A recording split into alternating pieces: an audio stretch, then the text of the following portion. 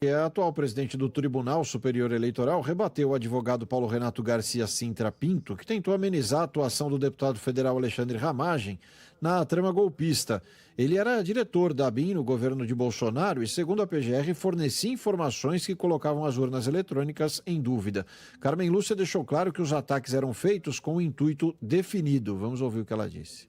Só um minutinho, mas não é o principal aí. O intuito definido, sem dúvida. É que ela se incomodou. O advogado, enquanto falava, o tempo todo, ele tomava a expressão voto impresso como sinônimo de voto auditável. Como se a única forma de auditar um voto fosse imprimindo. Que essa é a tese do golpismo. Se não tiver voto impresso, a eleição é suspeita. E ela se incomodou que o advogado, que, veja, ainda que defendendo, um advogado não pode abrir mão de primados técnicos. E ela é presidente do TSE.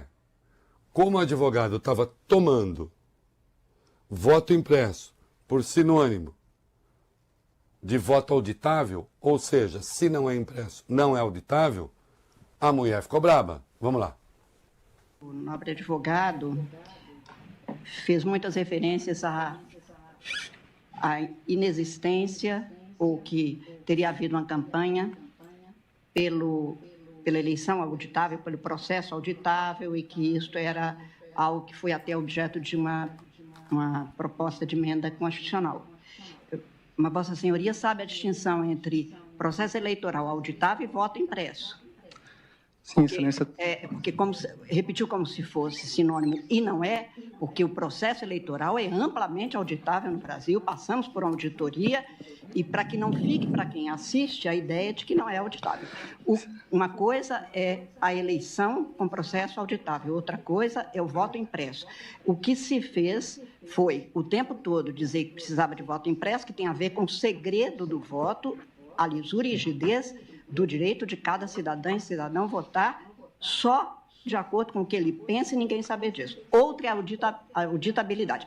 A auditoria, desde 1996, quando foi criado o processo eletrônico, ela é auditável e passa por várias fases. Então, só para ficar claro, porque Vossa Senhoria usou com muita frequência, como se fosse a mesma coisa. Não é. E o que foi dito o tempo todo foi esta confusão para criar uma confusão na cabeça da brasileira e do brasileiro e colocar em xeque. Então, só para esclarecer. Eu posso, então, esclarecer a minha própria fala para que eu não passe...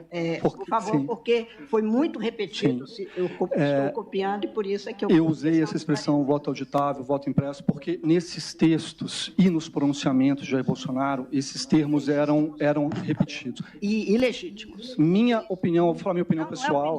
Não é opinião, a meu entendimento pessoal. O fato é que o processo eleitoral brasileiro é amplamente auditável. Ponto. Eu conheço profissionalmente a segurança das urnas e essa questão do voto impresso é só em relação à defesa ao que foi dito. Não é a defesa que defende essa ideia. Ótimo, que fique claro. O processo eleitoral brasileiro é auditável, íntegro, perfeitamente seguro, como se comprova amplamente.